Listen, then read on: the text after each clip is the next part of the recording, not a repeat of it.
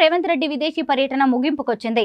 తెలంగాణలో పెట్టుబడులు పెట్టేందుకు అమెరికా నుంచి పలువురు పారిశ్రామికవేత్తలు పరిశ్రమలను ఆకర్షించడంలో సీఎం రేవంత్ రెడ్డి పర్యటన విజయవంతమైంది. 3 రోజుల క్రితం అమెరికా పర్యటన ముగించుకుని కొరియా చేరుకున్న సీఎం రేవంత్ బృందం అక్కడ జరిగిన రౌండ్ టేబుల్ సమావేశంలో పాల్గొంది.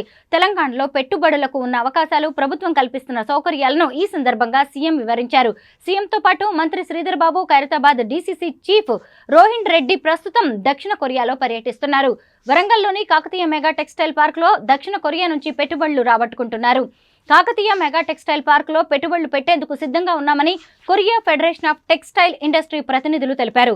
కొరియాలోని వివిధ కంపెనీలు, వివిధ వ్యాపార వాణిజ్య సంఘాల ప్రతినిధులతో సీఎం బృందం చర్చలు జరిపింది. కొరియా టెక్స్టైల్ ఫెడరేషన్ చైర్మన్ క్యాక్సంగ్, వైస్ చైర్మన్ సోయింగ్ జూతో సహా 25 అగ్రశ్రేణి టెక్స్టైల్ కంపెనీల అధినేతలు రౌండ్ టేబుల్ సమావేశంలో పాల్గొన్నారు. ప్రముఖ ఆటోమోటివ్ కంపెనీ హ్యుందై తెలంగాణలో పెట్టుబడులు పెట్టేందుకు ముందుకు వచ్చింది.